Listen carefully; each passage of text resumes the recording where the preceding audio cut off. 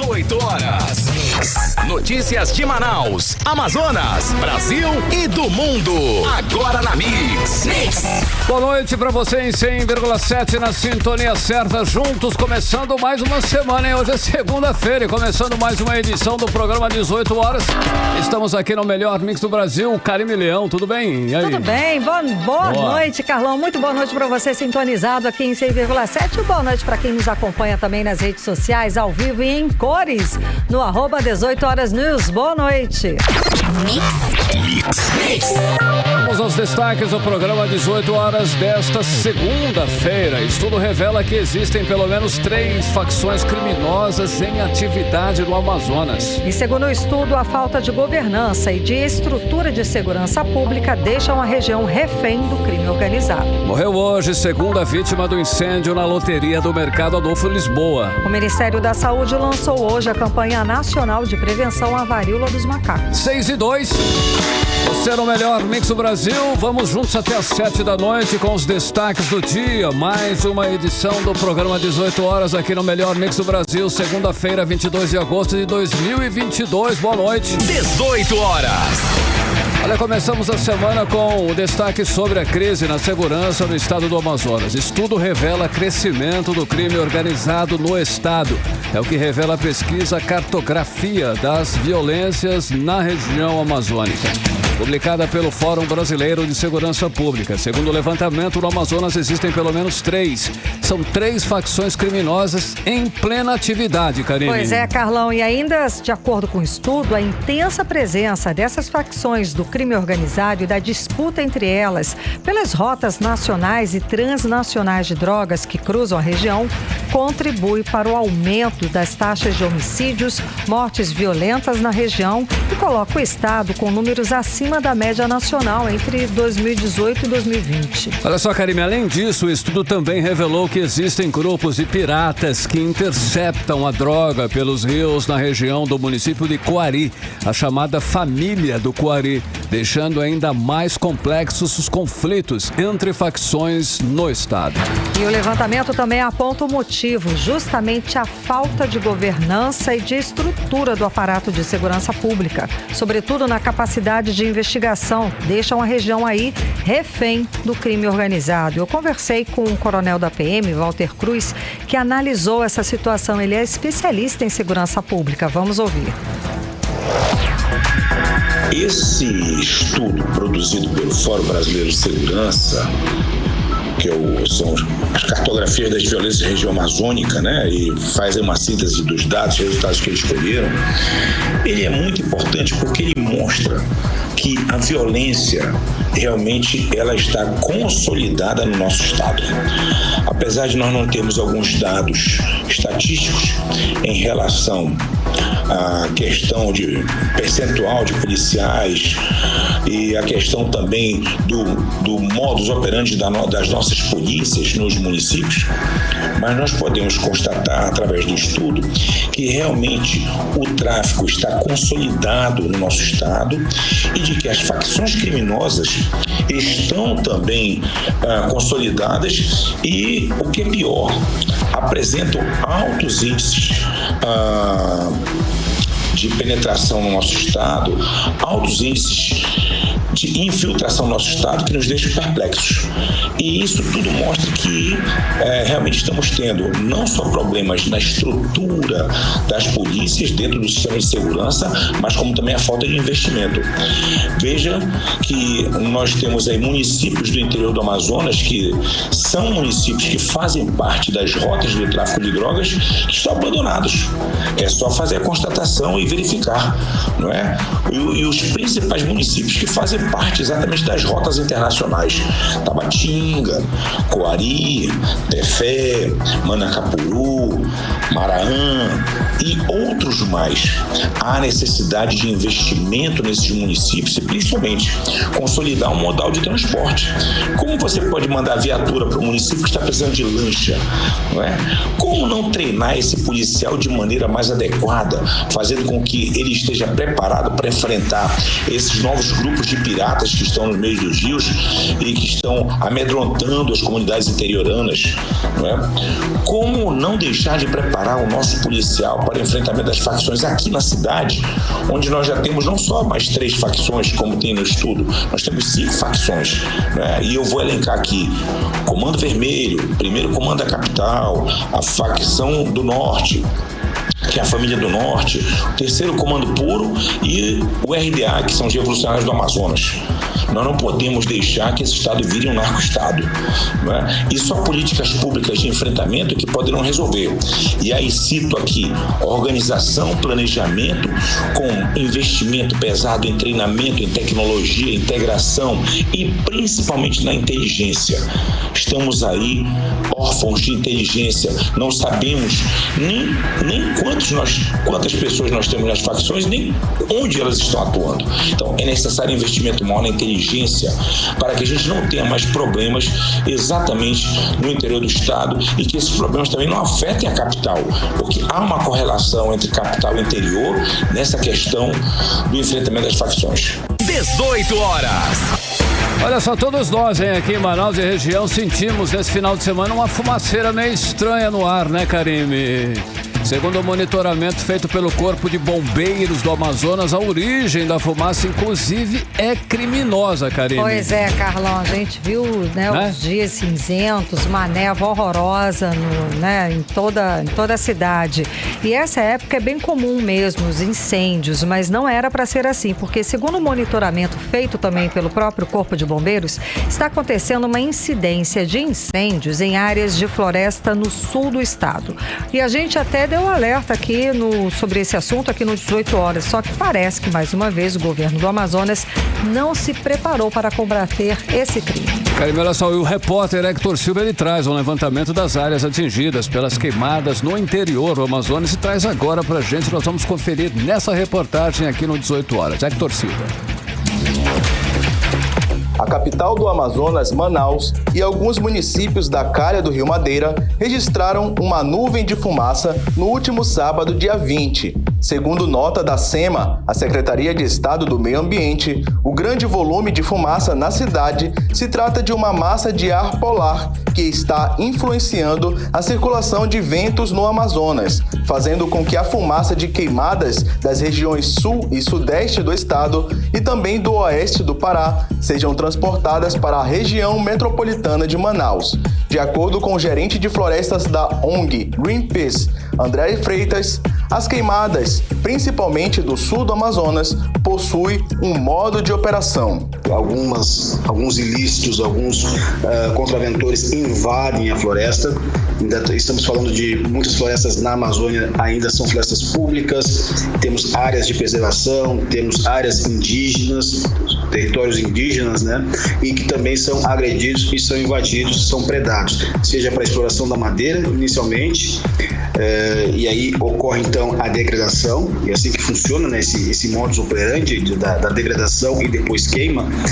Primeiro se entra na área, se tira a madeira de melhor valor, depois vai se provocando essa derrubada, ou seja, fazendo essa degradação, fazendo com que a floresta seque. Às vezes as pessoas optam, por fazer, passar realmente, cortar a floresta, ir derrubando, fazendo as derrubadas, esperando que venham então os períodos de seca que ocorrem aí principalmente de agosto a outubro. Pegam esse período onde não chove praticamente na Amazônia e com essa vegetação já morta, seca, começa então o que não deveria ser, mas é o momento de queimadas na Amazônia. E isso ocorre, principalmente há uma tendência de termos grileiros, pessoas que roubam terras públicas, que entram nessas áreas e roubam essas áreas, mas também há outros meios de ocorrer as queimadas, como meios como a renovação de pastagens, que as pessoas fazem de queimar pastagem para que venha uma pastagem nova e por vezes perdem a mão, perdem o controle dessa queimada e a queimada acaba se espalhando. Mas hoje o grande problema na Amazônia são as queimadas criminosas, provocadas por grilagem. Questionado sobre o que está sendo feito para combater as queimadas, o Corpo de Bombeiros do Amazonas, através do Tenente-Coronel Alexandro Leal, informou quais medidas estão sendo tomadas. O Corpo de Bombeiros hoje tem atuado nessa região do Arco do Fogo. Hoje nós estamos com a tropa distribuída em 5 municípios. Com a nossa base de operações aqui no município de Humaitá, nós estamos atuando no município de Lábrea, Apuí, Manicoré, Boca do Acre e com planejamento para a semana que vem estamos realizando um efetivo para Novo Aripuanã também. Hector Silva para o 18 horas. Você está ouvindo 18 horas. Bom, e essa condição com essa fumaceira, né? Ela tem afetado a respiração de muitas pessoas, de todo mundo, né? Dá um sufoco, né, É um Karine? sufoco não só para os mais velhos e as crianças, para todo mundo. E sobre esse assunto, a fisioterapeuta pulmonar Alessandra Mari explicou pra gente alguns cuidados que a gente pode ter no dia a dia. Vamos acompanhar. O público de crianças, idosos, são pessoas que mais se afetam, de qualquer maneira, independente de ter alguma patologia ou não, porque são pessoas mais sensíveis, né, devido à idade e tudo mais. Mas claro que você ter alguma outra doença respiratória associada atrapalha ainda mais, e especialmente doenças que afetam a saturação do sangue, como o Covid, por exemplo, DPLC e afins.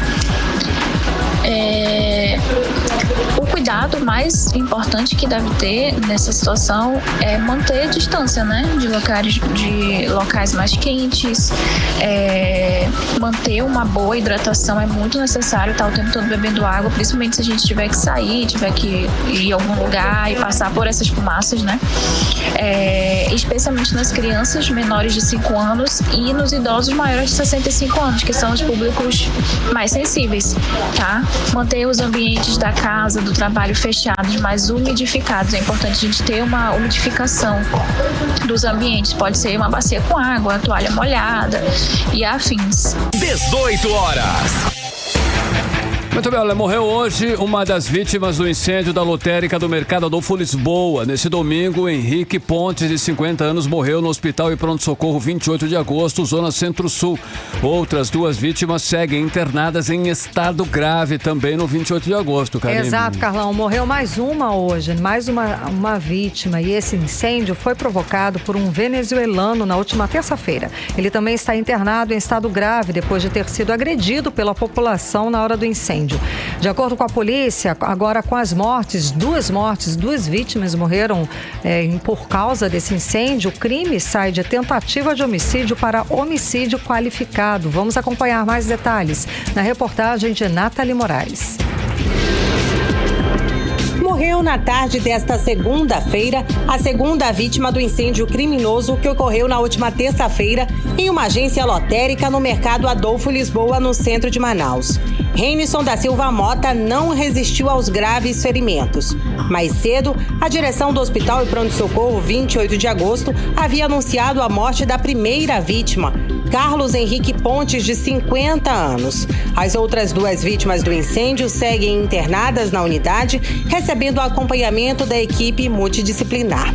O delegado Marcelo Martins, do 24º Distrito Integrado de Polícia, informou que com a morte das 2 vítimas, o crime sai de tentativa de homicídio para homicídio qualificado. O autor do crime, um homem venezuelano de 60 anos, ainda está em estado grave e corre o risco de não sobreviver para responder pelo crime. Segundo o delegado, ele segue internado no Hospital e Pronto-Socorro João Lúcio, detido dentro da unidade hospitalar. Nathalie Moraes para o 18 horas. Você está ouvindo 18 horas. Agora são 6 horas e 15 minutos. Você no melhor mix do Brasil. As notícias, os destaques do dia. Você confere até às 7 da noite. Mais uma edição do programa 18 horas. O Ministério Público da Saúde lançou hoje a campanha nacional de prevenção à varíola dos macacos. Esse é o nosso assunto em instantes. 18 horas. Agora nós vamos conferir a previsão do tempo e temperatura, começando a semana, segunda-feira, a madrugada de terça também. Tempo e temperatura, Karime Leão. Previsão do tempo. Segundo informações do Clima Tempo, a previsão é de pancadas de chuva durante a noite e a madrugada. A mínima prevista de 23 graus, a máxima não deve passar dos 32 graus. As chances de chuva são de 90% e a umidade relativa do ar fica entre 31% e 91%. Mix. Olha aí, as inscrições para o vestibular e o sistema de ingresso seriado SIS da Universidade do Estado do Amazonas começaram hoje, segunda-feira, hein, Karime? Exato, e para os estudantes que pretendem fazer uma faculdade, no momento o valor da taxa de inscrição é o maior entrave, tá?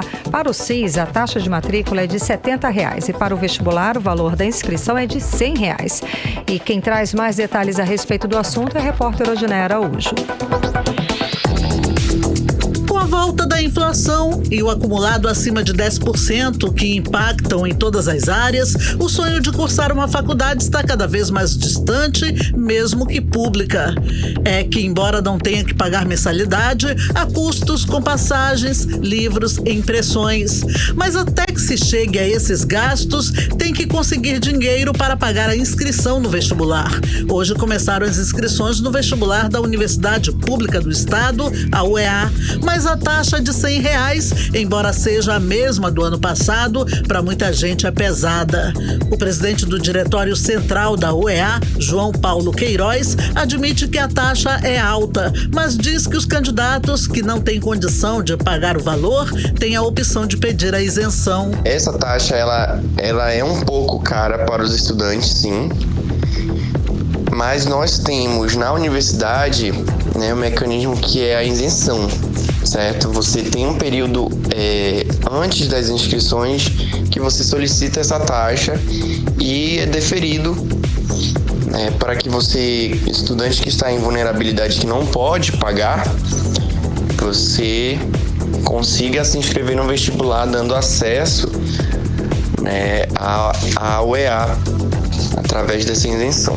Quem for solicitar a isenção do pagamento da taxa de inscrição de R$ 100 precisa correr. O pedido começou hoje e encerra sexta-feira, dia 26. A lista dos que terão direito à isenção será divulgada no dia 9 de setembro. Além da inscrição para o vestibular, hoje também começaram as inscrições para o SIS, que é o Sistema de Ingresso Seriado, que é aquele sistema que acumula pontos por intermédio de provas realizadas no final do primeiro, segundo e terceiro ano do ensino médio.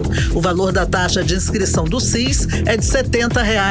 As provas do vestibular da UEA estão previstas para serem aplicadas nos dias 6 e 7 de novembro e as provas do SIS no dia 8 de novembro. Odinei Araújo para o 18 horas. Você está ouvindo 18 horas. Olha, atenção que ainda é sobre o vestibular da Universidade do Estado do Amazonas e tem mudanças, hein, nos editais de acordo com a equipe pedagógica do Vetor Centro de Estudos. E trazem muitas mudanças que impactam, né, a preparação dos candidatos, não é isso, Karime? Exato, é bom ficar atento, tá? E quem explica melhor sobre algumas dessas novidades é o coordenador pedagógico do Centro de Estudos, o professor Albervan Cidrônio. Vamos ouvir. Com relação ao edital de 2022, o vestibular da UEA ele apresentou algumas mudanças devido às adequações à nova BNCC. Então, os editais, por exemplo, do SIS-1, que corresponde aos alunos que estão no primeiro ano do ensino médio em 2022, ele já contempla conteúdo de outros anos, buscando aí essas adequações da nova BNCC. Já os alunos do segundo e do terceiro ano, que respectivamente realizam as provas do SIS-2 e do SIS-3, vem com seus editais de maneira tradicional, porém completo. Diferente dos outros anos anteriores, em virtude da pandemia, o edital da UEA ele veio cortado em determinados conteúdos, até por conta da situação a qual nós estávamos inseridos, né? E aí, no caso, o aluno que vai realizar o vestibular geral, ele vai pegar os 3 editais, ou seja, o edital do SIS-1, o edital do SIS-2 e o edital do SIS-3, e vai ter o seu edital para o vestibular geral. Então, o edital do vestibular geral são são todos os editais do CIS 1, 2 e 3 ao mesmo tempo. A problemática aí está na questão de conteúdos que foram retirados do edital em virtude da nova BNCC, como, por exemplo, em Química, nós temos a retirada de 2 conteúdos importantes que, historicamente, sempre caíram com frequência na prova da OEA, que são funções inorgânicas e cálculo estequiométrico. Então, o aluno ele tem que estar atento a esses conteúdos que foram retirados para que ele não perca tempo e que não erre no seu planejamento em colocando assuntos ou priorizando conteúdos que não estão mais contemplados no edital, consequentemente não vão ser mais cobrados na prova. Então, eu acredito que uma das principais dicas para esse vestibular da OEA é que o aluno se atente aos conteúdos que estão minuciosamente descritos no edital e faça um planejamento em cima do que está programado para cair nessa prova. Assim, eu acredito que ele vai ter sucesso, né, nesse vestibular e, consequentemente, vai alcançar a aprovação ao curso que ele deseja. 18 horas. Agora em Manaus, 6 horas e 21 minutos. Vamos para Brasília conversar com o nosso correspondente, o jornalista Carlos Eduardo Matos. Cadu, pesquisa eleitoral agora vai ser direto, né? Até as eleições. Bom, a nova pesquisa eleitoral revela o crescimento de Bolsonaro e chance de 50% de reeleição. Cadu, explica mais pra gente a respeito dos novos números. Boa noite. Boa noite, Karime. Boa noite, Carlão. Boa noite, ouvintes do programa 18 horas e a todos que nos assistem ao vivo pelo YouTube e pelo Instagram. Karime, saiu a 10ª rodada de pesquisa da FSB, encomendada pela BTG Pactual, com informações interessantes, viu? Ela segue apontando a liderança do ex-presidente Lula, que tem 45% das intenções de voto. Mas destaca que o candidato chegou a um teto, o qual ele não consegue evoluir desde março deste ano. Bolsonaro aparece com 36%. Ele cresceu 2% em relação à última pesquisa, que foi na semana passada. Porém, ele também apresenta dificuldades de crescimento, ou seja, ele chegou a um teto.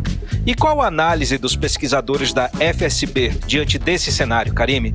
Só há um jeito de Bolsonaro tentar evoluir e tentar chegar a 42%, que na avaliação da FSB seria o percentual máximo dele nesse primeiro turno.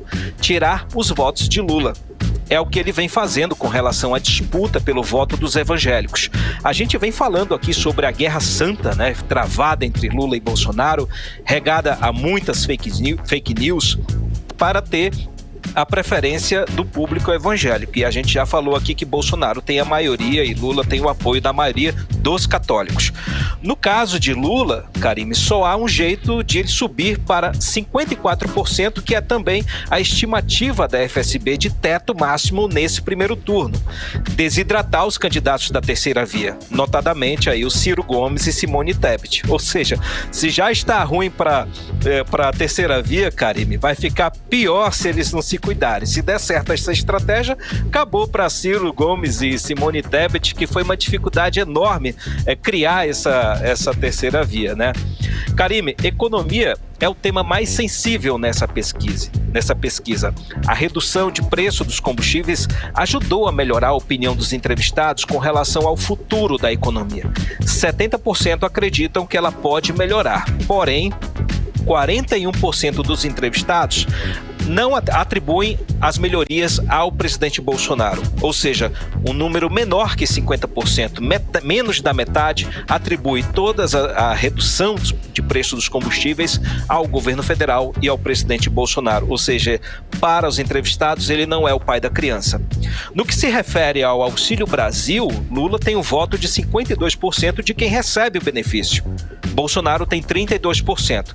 Está perdendo, mas ele evoluiu um pouco, viu? Ou seja, nesse quadro, apesar de ele estar atrás de Lula, Bolsonaro está crescendo entre os beneficiários do Auxílio Brasil em relação à pesquisa passada.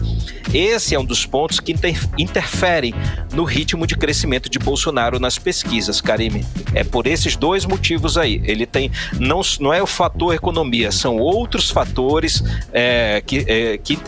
que fazem parte do governo, o globo, o conjunto da obra que vem atravancando a evolução de Bolsonaro nas pesquisas. O atual cenário, portanto, Karime e Carlão, é de estabilidade entre os dois principais candidatos, mas eles estão lutando contra isso.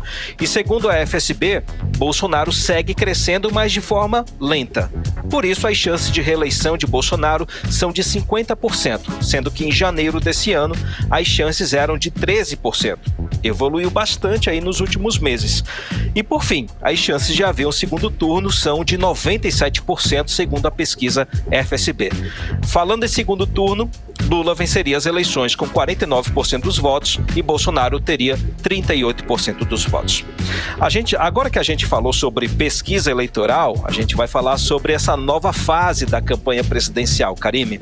Essa semana a campanha política chega à TV e ao rádio e tudo começa hoje com a sabatina do Jornal Nacional da TV Globo com o presidente Jair Bolsonaro. Aí, Karime, você me pergunta, o que esperar dessa sabatina, Cadu? De tudo, viu? De tudo. Por quê? Bolsonaro não aceitou ser treinado pela sua equipe de campanha, que tem aí um pessoal que faz media training, e ele não pegou esse pessoal, deixou eles fora da sala dele, e essa equipe de campanha gostaria muito que ele tratasse de assuntos de economia, que é um ponto aí que é vulnerável em sua campanha. Mas Bolsonaro preferiu ser orientado por militares e também por amigos mais próximos. Então, não esperem que ele fale de propostas de governo, de assuntos relevantes à economia, enfim, ele vai falar bastante de seu principal oponente, o Luiz Inácio Lula da Silva, vai falar bastante do governo do PT, do passado, ou seja, e também dos feitos do governo dele, com destaque aí aos programas sociais e à redução dos combustíveis. Os programas sociais que eu me refiro ao Auxílio Brasil, o voucher taxista, voucher caminhoneiro, Vale Gás, enfim. Então, vamos aguardar. Amanhã vai ser a vez de Ciro Gomes. Na quinta-feira vai ser a vez de Lula passar por essa sabatina da TV Globo. Falando sobre Lula, Karime, a equipe de campanha do ex-presidente está planejando a ida dele a Manaus nos dias 30 e 31 desse mês, na semana que vem. A agenda dele está sendo montada, mas o plano é fazer um comício no dia 31, na Avenida Itaúba, na zona leste de Manaus, com a presença dos principais candidatos aí que formam a aliança local com o PT. No caso, o senador Omar Aziz, o deputado federal Marcelo Ramos e o senador Eduardo Braga.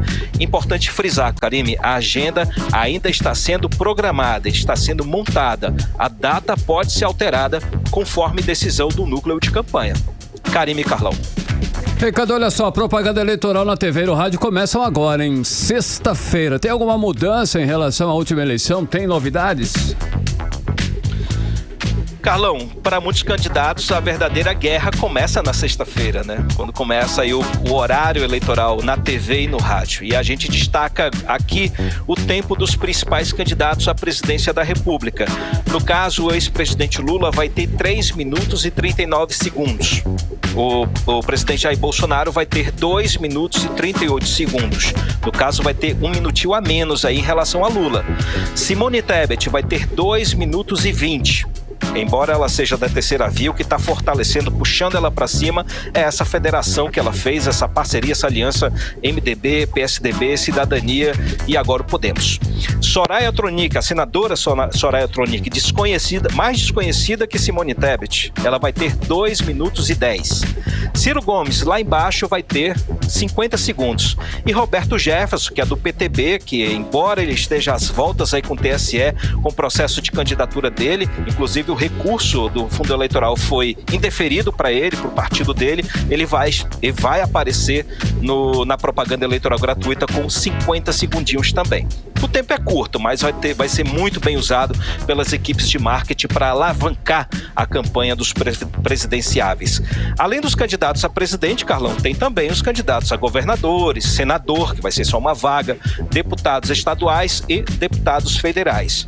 Do que se refere a deputados federais, segundo o TSE, esse ano vai ser um número recorde de candidatos, mais de 10.300.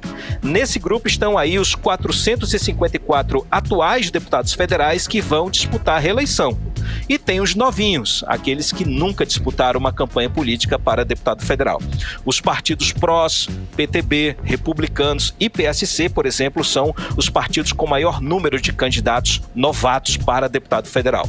A disputa por uma vaga na Câmara Federal esse ano, Carlão, vai ser bastante acirrada. Carlão e Karime. Cadu, para finalizar, a gente segue falando sobre eleição, é claro. O Tribunal Superior Eleitoral recebeu denúncias de que empresários estariam se juntando a militares para fazer atos de ruptura democrática. Explica pra gente que atos seriam esses, Cadu. Karime, o TSE vem recebendo denúncias de que empresários de grande porte aí, apoiadores do presidente Bolsonaro, principalmente do setor do comércio, estariam planejando atos de ruptura democrática caso o ex-presidente Lula seja eleito. Entre esses atos estão a invasão ao STF, invasão ao TSE e também invasão ao Congresso Nacional. Esses empresários vêm conversando entre si por meio de grupos de WhatsApp. O caso chegou a público, saiu na internet, nos principais sites, na mídia brasileira e agora passou a ser investigado pelo TSE.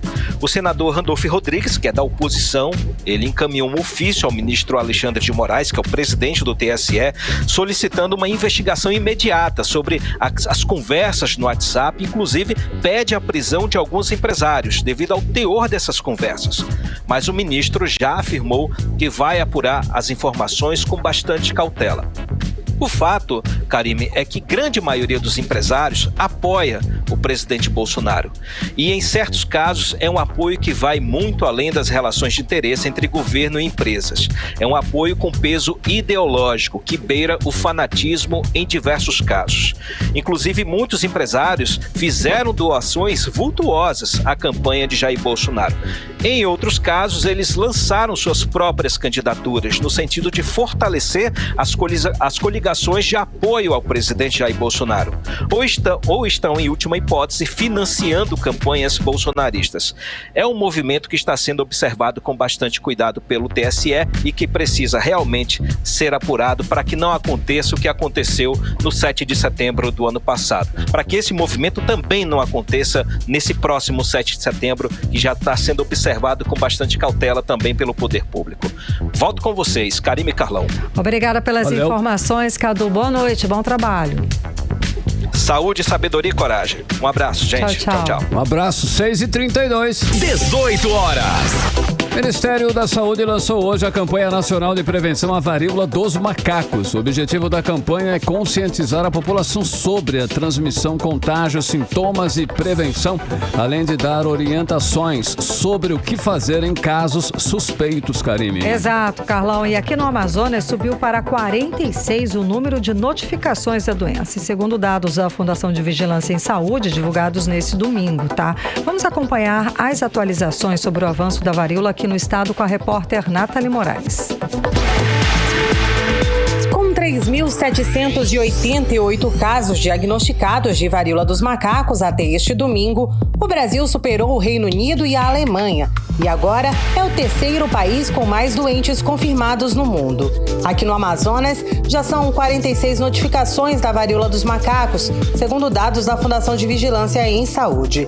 Já sobre os casos confirmados, o Amazonas não registrou nenhuma alteração no número de casos confirmados de monkeypox. O número de confirmações para a doença permanece em 15 pessoas. O estado tem 14 novas notificações de varíola dos macacos. Os pacientes são homens com idade entre 20 e 39 anos, sem histórico de viagens recentes.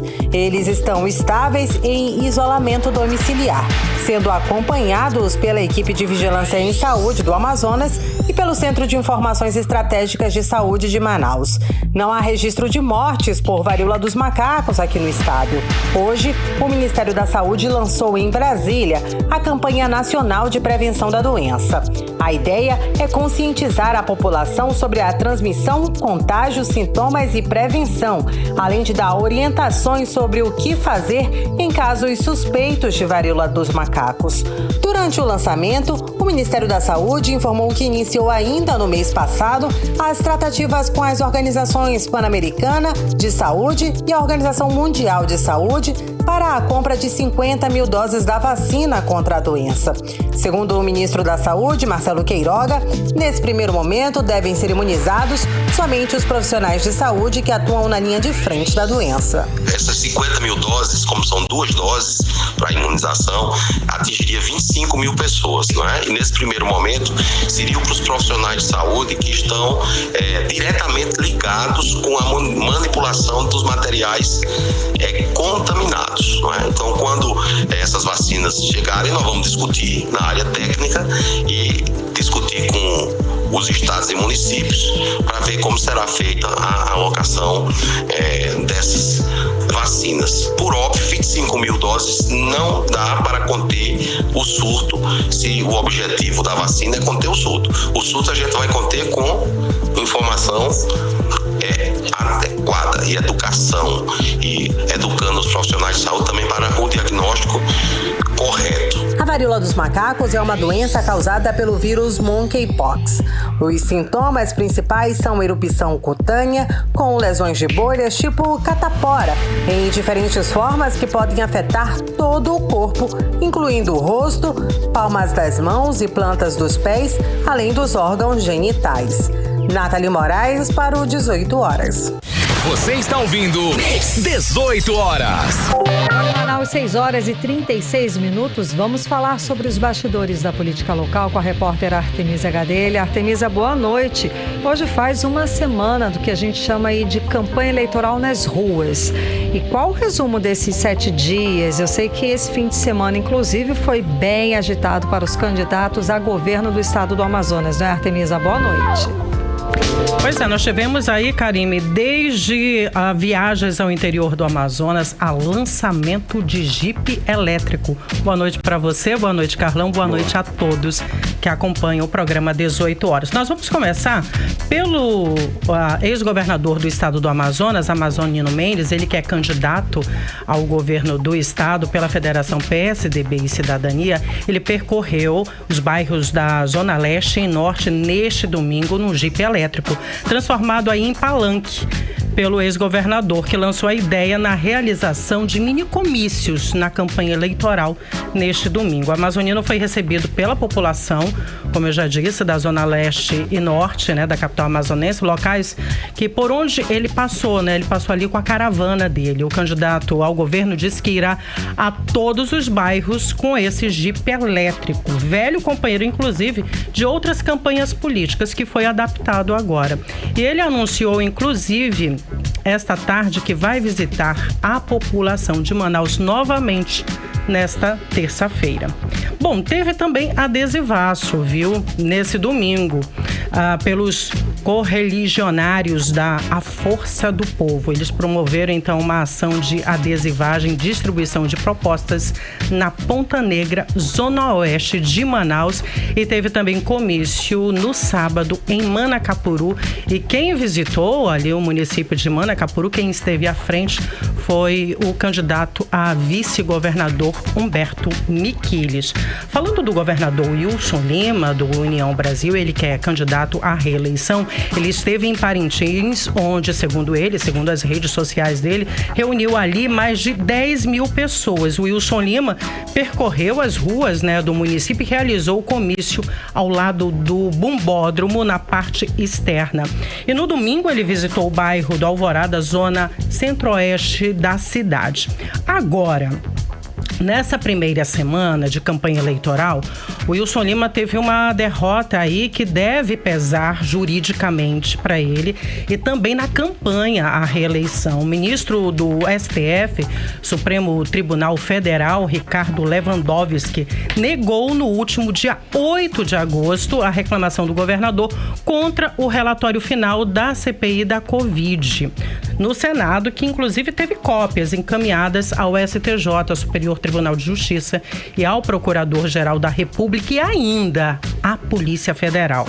Bom, o relatório do ministro cita que o relatório final da CPI da pandemia consta justamente a responsabilidade do governador do Amazonas e do secretário de Estado de Saúde por atos relacionados ao enfrentamento da pandemia. E registra ainda que no dia 20 de setembro de 2021, a Corte Especial do Superior Tribunal de Justiça recebeu aí denúncia, criminal apresentada contra o governador do Amazonas. O Ministério Público Federal, inclusive, acusa Wilson Lima por compra superfaturada de ventiladores pulmonares numa loja de vinhos, peculato, liderança em organização criminosa e embaraço às investigações, entre outros crimes. Já o candidato Eduardo Braga, o senador Eduardo Braga, pelo MDB, visitou os municípios do interior do Amazonas neste final de semana. Barcelos, Santo Antônio do Içá, Fonte Boa, levando ali milhares de pessoas às ruas durante a caravana, essas caravanas nas cidades. A vice dele, Anne Moura, visitou a agenda, fez a agenda dela na capital amazonense, visitando alguns bairros. E hoje o candidato Eduardo Braga concedeu entrevistas ao vivo à imprensa. Ricardo Nicolau realizou o primeiro adesivaço dele no sábado em Manaus. No domingo o candidato comemorou o aniversário dele, ele que fez 47 anos, e postou foto com a família. E hoje a coligação Nós, o Povo, Solidariedade PSB, teve uma notícia triste: a morte da mãe da candidata a vice-governadora de Nicolau, a professora Cristiane Balieiro. A dona Deusenita Ferreira Jean morreu aos 56 anos na manhã de hoje, após uma parada cardiorrespiratória. Então, todas as atividades de campanha de Nicolau foram suspensas por 24 horas. Carol Braz, a candidata do PDT, deu início à caminhada neste sábado, no centro de Manaus, e no domingo ela visitou a Feira da Redenção. Hoje, a candidata concedeu várias entrevistas aos veículos de comunicação. Henrique Oliveira participou também de várias entrevistas à imprensa nesse final de semana e nas redes sociais respondeu a várias perguntas dos seguidores. Israel Tuiuca participou hoje de entrevista a um veículo de comunicação, a uma rádio, e Nair Blé visitou vários bairros nesse final de semana e ainda participou também de várias entrevistas à imprensa. Bom, vimos que a primeira semana foi bastante movimentada para a maioria dos candidatos ao governo do estado do Amazonas. Karime Carlão. Artemis, olha só, a Assembleia Legislativa do Amazonas continua publicando matérias dos parlamentares no site da Assembleia, inclusive de candidatos à reeleição, parlamentares que estão aí, querendo a reeleição. Mesmo sendo proibido pela legislação eleitoral, tá lá, tá publicado. Como fica isso, Artemis? Pois é, Carlão. 3 meses antes, da eleição de 2022, os canais de comunicação e divulgação dos órgãos governamentais, eles precisaram se adaptar para este período e justamente suspender conteúdos, de publicidade institucional. É uma exigência imposta pela legislação eleitoral, mas como você disse, a Assembleia, pelo jeito, não vem cumprindo esse papel. E nós conversamos hoje à tarde justamente com o promotor de justiça, Wesley Machado, ele que é membro do Comitê Amazonas de Combate à Corrupção, e ele falou sobre esse assunto. Não se admite que tenhamos a veiculação de qualquer espécie de divulgação, de promoção, de declaração sobre a atuação de agentes públicos.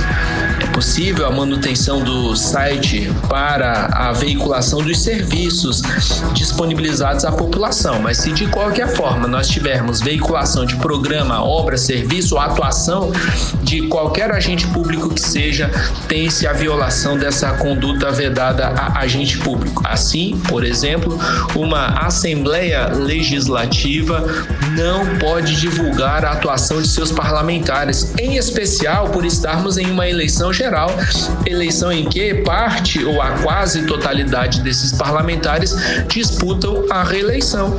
18 horas. E ele falou ainda o que pode ocorrer caso ocorra esse descumprimento. Vamos ouvir novamente.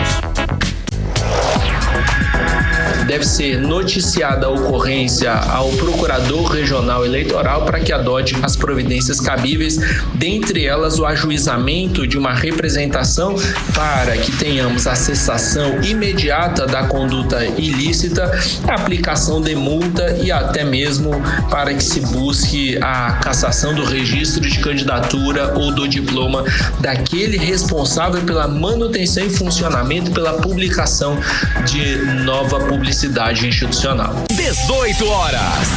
Ouvimos então o promotor de justiça Wesley Machado. Bom, segundo a diretoria de comunicação da Assembleia Legislativa do Estado do Amazonas, a diretoria, só são publicadas matérias restritas ao trabalho parlamentar, audiências públicas, sessões especiais, leis, projetos de leis, requerimentos e execuções de emendas. Não existe exigência de que o site saia do ar porque não é gasto com publicidade como prevê a lei eleitoral.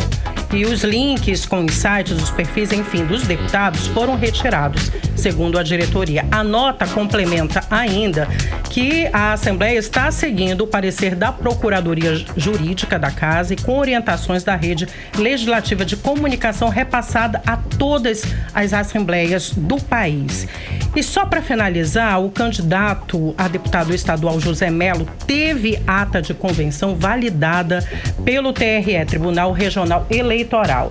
Essa decisão foi apresentada hoje pelo desembargador eleitoral Com Yang. Ele reconheceu na manhã desta segunda-feira a validade da ata do PROS Amazonas, elaborada no dia 5 de agosto, que lança então o ex-governador do Amazonas, José Melo, como candidato a deputado estadual. Karime Carlão. Legal. Obrigada pelas informações, Valeu. Artemisa Gadelha. Boa noite, bom trabalho. Para vocês também. Até amanhã. Até amanhã. Tchau, tchau. Tchau, tchau. 6h46, você no melhor Mix do Brasil. 18 horas. Muito bem, agora nós vamos conferir a previsão do tempo, em tempo e temperatura para amanhã. Amanhã é terça-feira, vamos saber, em tempo e temperatura é a Karime Leão. Previsão do tempo. Segundo informações do Climatempo, a previsão amanhã é de sol e algumas nuvens. Pancadas de chuva à tarde e à noite, o tempo fica aberto. A mínima prevista é de 23 graus, a máxima não deve passar dos 33 graus. As chances de chuva são de 90% e a umidade relativa do ar fica entre 29% e 85%.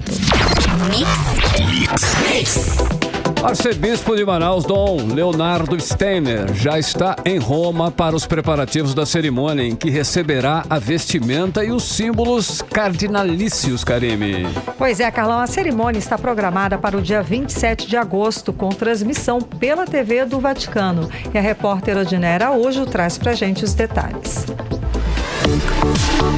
Dom Leonardo Steiner viajou sozinho para a Itália no último dia 16 de agosto para providenciar as vestes sacerdotais de um cardeal que só podem ser adquiridas no Vaticano. No dia 27 de agosto, ele e os demais cardeais irão receber as vestes e os símbolos que compõem o cardinalício. Qual será a ritualística da cerimônia? Isso nem mesmo ele sabe. A Arquidiocese de Manaus informou que Dom Leonardo não tomará posse como cardeal. Os sacerdotes são nomeados pelo Papa e isso já aconteceu no dia 29 de maio. E que na cerimônia do dia 27, o arcebispo de Manaus receberá as roupas e símbolos usados por cardeais. A cerimônia será transmitida pela TV do Vaticano e demais emissoras católicas. Aqui em Manaus não haverá nenhuma programação especial nesse dia. O que a Arquidiocese de Manaus está preparando é uma programação especial para receber o cardeal da Amazônia, Dom Leonardo Steiner, no dia 3 de setembro, quando ele retornará para a capital. Nesse dia, à tarde, haverá um encontro do cardeal com as autoridades locais. Antes de viajar, o arcebispo de Manaus, Dom Leonardo Steiner, falou à TV Pai Eterno sobre sua escolha para o cardinalato pelo Papa Francisco. O Papa, quando citou os nomes, ele disse que vão me ajudar no exercício do ministério de bispo de Roma. Quer dizer, são quase que conselheiros que o Papa escolhe. São então os colaboradores mais próximos. Essa colaboração nós damos permanecendo na própria diocese e levando a palavra dele, a mensagem dele, o magistério dele para as comunidades e para a região onde cada um de nós se encontra. No momento estamos aí no aguardo para a celebração do dia 27 de agosto. Até lá tudo continua igual. E depois também não haverá tanta mudança não. É só um elemento de carinho da parte do Papa para com a nossa região da Amazônia. Dom Leonardo Steiner é o primeiro cardeal da Amazônia brasileira. Para ele, a sua nomeação reflete a preocupação do Papa Francisco com a Amazônia e seus habitantes. O Papa Francisco tem se manifestado tantas vezes a respeito da Amazônia e tem demonstrado tanto afeto para com a Amazônia, convocou um sínodo para com a Amazônia, acompanha todas as questões, tem se manifestado também publicamente sobre a questão indígena, sobre a questão do desmatamento, sobre a questão climática da nossa região. Eu penso que o Papa, ao me nomear cardeal para essa região, está pensando em que ele possa estar mais presente e eu possa repercutir a sua voz, o seu magistério na nossa região. Após a cerimônia, os novos cardeais terão 2 dias de reunião com o Papa Francisco para falarem sobre a nova normatização e organização da Cúria Romana, onde será apresentado o texto, pregai o Evangelho. Alguns desses novos cardeais podem ser nomeados pelo Papa para alguma função na Cúria Romana. Odneia Araújo para o 18 horas. Você está ouvindo 18 horas. Economia. Vamos aos indicadores econômicos de hoje, segunda-feira. O dólar fechou em alta de 0,03%, cotado a R$ 5,16. O euro fechou negativo em 0,98%, cotado a R$ 5,13. O Bitcoin fechou em baixa de 2,45% aos R$ 109.519. O Ibovespa, principal índice da Bolsa de Valores brasileiras, fechou negativo em queda de 0,89% aos 110.500 pontos. E os economistas do mercado financeiro reduziram de 7,02% para 6,82% a estimativa de inflação para este ano. A informação é do relatório Focus, divulgado hoje pelo Banco Central. Essa é a 8ª queda seguida da estimativa de inflação para este ano. Também foi a primeira vez, desde o dia 5 de abril, que a expectativa de inflação do mercado para este ano fica abaixo da marca de 7%. Olha só, escuta essa, hein?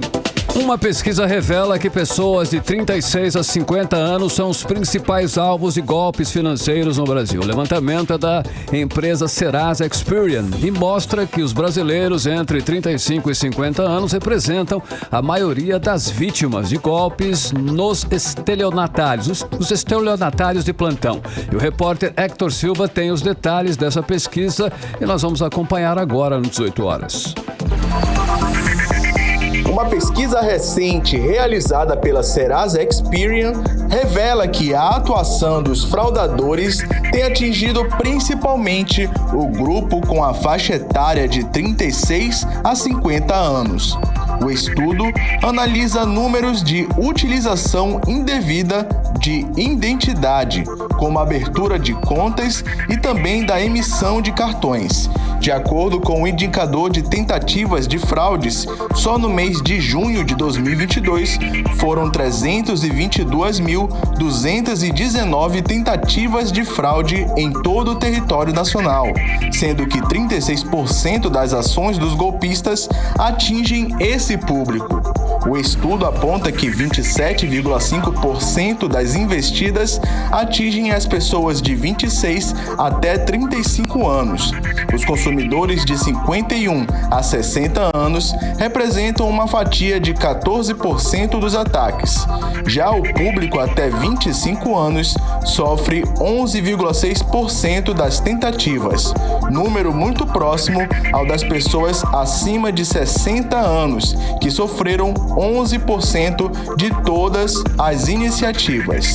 De acordo com o gerente executivo de prevenção à fraude da Serasa Experian, Rafael Garcia, a maior atuação dentro de uma determinada faixa etária se justifica pelo padrão de consumo da faixa etária. O público de 36 a 50 anos é o que mais realiza transações dentro dos canais digitais e, consequentemente, acaba sendo também o público mais ativo economicamente. E nós sabemos que, independentemente da idade, todos podem ser alvo desses fraudadores. E por isso é muito importante que as pessoas tenham cuidado na hora de compartilhar os seus dados, ou até mesmo na hora de realizar qualquer transação via canal digital. A pesquisa também apontou a porcentagem de golpes por região do Brasil. A região Sudeste sofreu mais da metade das tentativas de fraude, 52,2%. No Nordeste, as investidas representam 17,6% do total. As pessoas da região Norte, segundo a pesquisa, sofrem menos golpes, correspondendo a 6,1% das tentativas. A Serasa não divulgou a quantidade dos crimes por estado.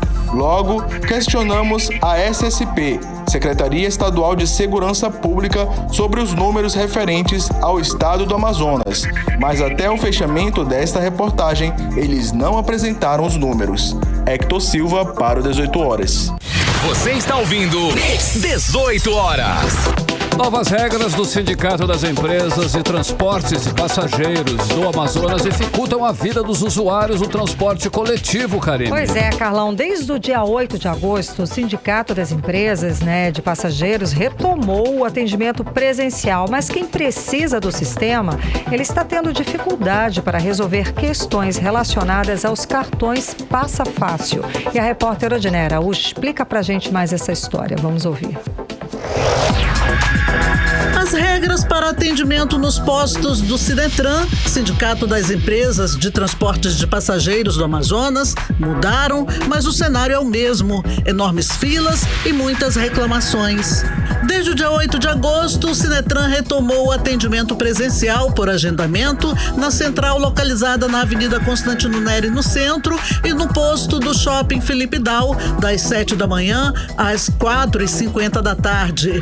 Acontece que mesmo o atendimento sendo presencial, o usuário tem que fazer agendamento pela internet, no site do Sinetran ou pelo aplicativo Cadê Meu Ônibus. Só que muita gente não tem internet para fazer esse agendamento e acaba indo direto no Sinetran para tentar atendimento, mas não consegue, embora passe horas em enormes filas. O gerente de bilhetagem do Sinetran, Fábio Byron, disse que o atendimento por agendamento já funciona desde março de 2020, quando iniciou a pandemia da Covid-19. Esse sistema de atendimento se estendeu até maio de 2022 e só mudou o atendimento online para o presencial sem o agendamento devido à mudança no sistema de bilhetagem e a necessidade de migração para um novo modelo de cartão. Para o gerente de bilhetagem do Sinetran, o sistema de agendamento está funcionando muito bem. Já cumprimos 99% da migração de cartões, voltando à normalidade e atendido também toda a demanda reprimida causada por agendamentos passados. O Sinetran resolveu voltar ao agendamento através do acesso à internet ou pelo aplicativo Cadê Meu Ônibus. Fica uma maneira muito mais organizada, mais ordeira de se trabalhar com todas as instituições, como o Detran, como Previdência, todas as outras empresas que trabalham por agendamento. Então o Sinetran não é diferente, certo? Inclusive a própria IMU trabalha por agendamento. Então a gente resolveu optar por voltar ao sistema de agendamento e está funcionando muito bem, inclusive com várias vagas para semana que vem, no máximo uma semana de espera. Mas para a costureira Isabel Ferreira, isso não é verdade. Ela agendou atendimento no Sinetran pela internet, mas isso não facilitou em nada para ela. Mesmo a gente agendando, porque essa já é a terceira vez que eu venho aqui, a gente fica na fila do mesmo jeito. É um desrespeito total, essa que é a verdade. O serviço prestado presencialmente no sindicato é apenas a emissão e desbloqueio de cartões Passa Fácil. Apenas quem precisa fazer emissão de cartões na modalidade Vale Transporte Primeira Via, com encaminhamento da empresa empregadora e demais vias, não precisam agendar para receber o serviço. Odinei Araújo para o 18 Horas.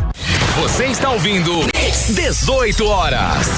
E Manaus vai contar com 88 pontos de vacinação contra a Covid-19 durante esta semana. Segundo a Secretaria Municipal de Saúde, a vacina está liberada para todos os públicos a partir de 3 anos de idade, com a primeira e segunda doses. Já a terceira dose pode ser tomada por pessoas a partir de 12 anos de idade e a quarta dose pelo grupo a partir de 18 anos. Para se vacinar é preciso levar alguma identidade, algum documento de identidade, mas que tenha foto. tá? E a lista completa com os endereços, horários e vacinas disponíveis pode ser acessada no site da Secretaria Municipal de Saúde, que é a semsa.manaus.am.gov.br. 18 horas. Agora em Manaus, 6 horas e 59 minutos. Seguimos para o Editorial 18 horas. Editorial 18 horas. É cada vez mais frequente o noticiário sobre os graves problemas com a segurança pública no Amazonas. A última notícia é de que há 3 facções criminosas de nível nacional disputando o controle do narcotráfico no Rio Solimões. E ainda uma facção local que age diretamente com pirataria. Foi o que apontou a pesquisa cartográfica das violências na região amazônica recentemente publicada pelo Fórum Brasileiro de Segurança Pública. Bem além da constatação da atuação dos criminosos, a pesquisa apontou déficits de segurança e estrutura do aparato de segurança pública, com destaque para a falta de capacidade de investigação criminal, e diz que, junto a tudo, a região fica refém do crime organizado. E, por enquanto, não se vê nenhuma medida mais profunda sendo tomada para reverter essa grave situação. 18 horas. 7 em ponto, Karime, finalizando mais uma edição do 18 horas. Boa noite. Boa noite, obrigada pela companhia, um beijo e até amanhã. Beijo e até amanhã. Continue bem, continue em 100,7. Você ouviu 18 horas. As notícias do Brasil e do mundo. De volta amanhã.